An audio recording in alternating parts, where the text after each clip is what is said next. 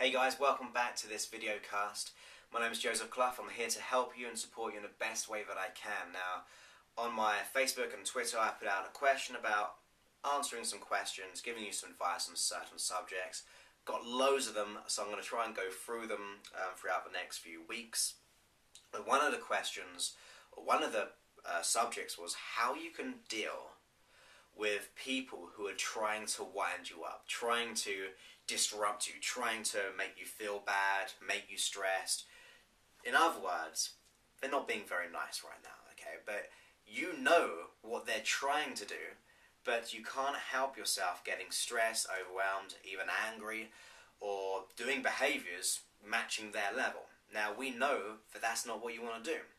So I want to give you some tips on how you can begin to react in a way which is peaceful, resourceful, and allows you to deal with that situation far more effectively.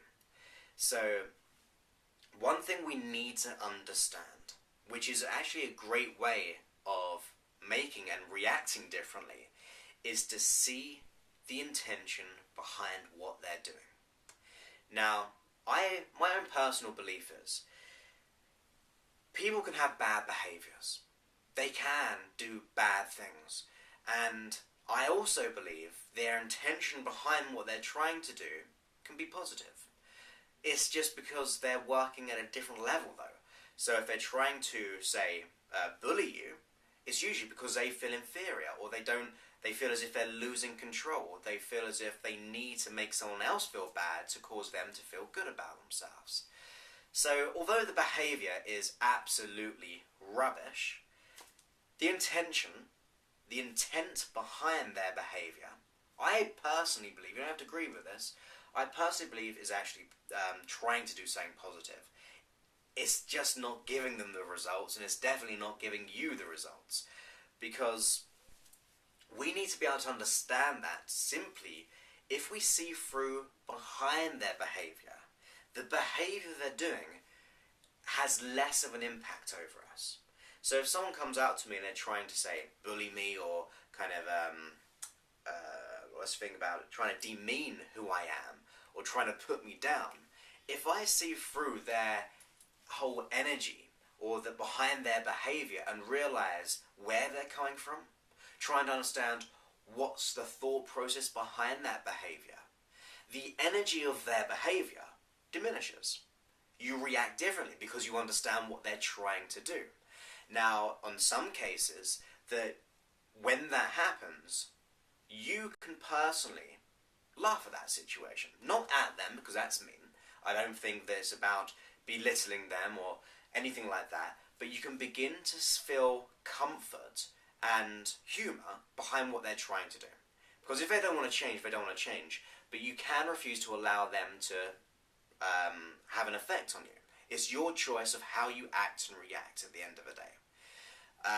In a great book called Man's Search for Meaning by Viktor Frankl, he goes on about, he says, I've just thought of the quote, so just bear with me, is that you can do whatever you do to me, but I'm the person who's going to make the choice behind whatever happens. That is actually a rubbish interpretation of the quote, but it's a great quote, but ultimately it means that you can do whatever you want. It's up to me how I act and react. There's my mind and body.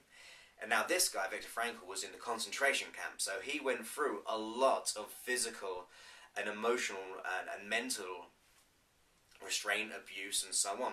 Yet he came out with that quote. So ultimately, we've got to take responsibility of how we act and react, but a great way of doing that is by seeing behind their behavior, the intent behind it. And then when we do that, we can see what they're really doing, and therefore it has less of an effect of us. And in some cases, you can get humour out of that situation. You can think, well, that's what they're doing. I find it funny now because I used to react. So you're not laughing at them, you're laughing at your past behaviour. So you're thinking, well, I used to act like that, but now I can see what they're really trying to do. And you can get great comfort from that. Now, the other thing to do, and this is a very interesting and a tricky one sometimes, but when you think about that person in your mind, you're going to probably have a negative emotion attached to them.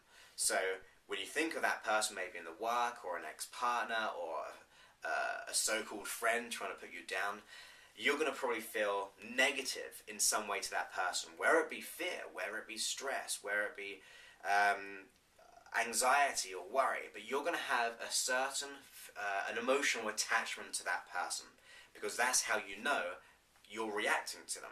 So even if you think of them, you're going to probably have a certain set of feelings. And in fact, you're going to probably see them in a certain way. You're going to probably hear them in a certain way in your mind.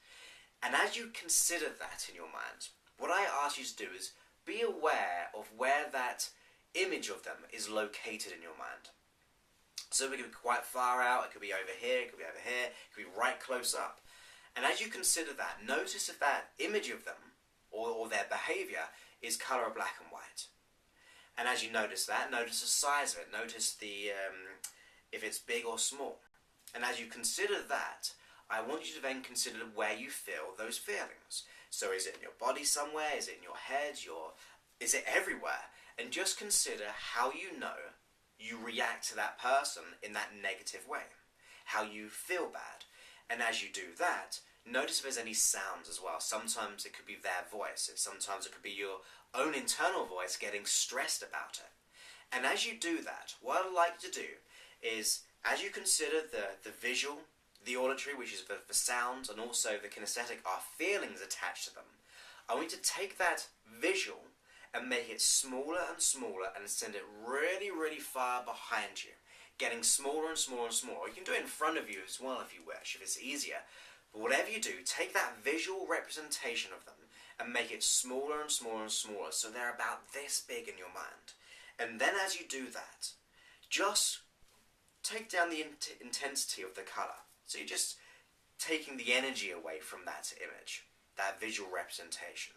And then as you do that, what I ask you to do is consider changing their voice. Now this is where it can get a little bit funny.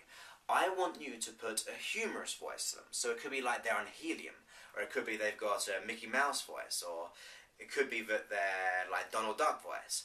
And then hear them saying what they'll be saying, like to demean you and make you feel bad, but in that tonality.